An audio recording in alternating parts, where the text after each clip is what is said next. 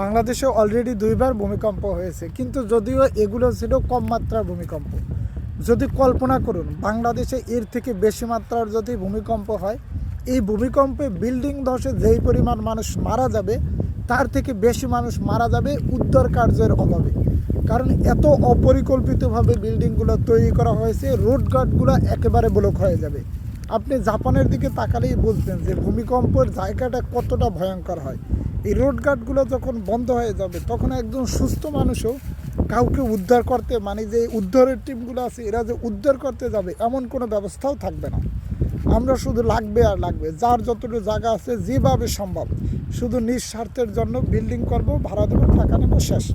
এর বাইরে আর কিছু চিন্তাই করতে পারি না। আমরা যে জাতি হিসাবে কতটা নিচে, এ যদি একবার শুধু ভূমিকম্প হয় একটু বেশি মাত্রার, তাইলে এর ভয়াবহতা আমার মনে হয় না যে সহ্য করার ক্যাপাসিটি আছে।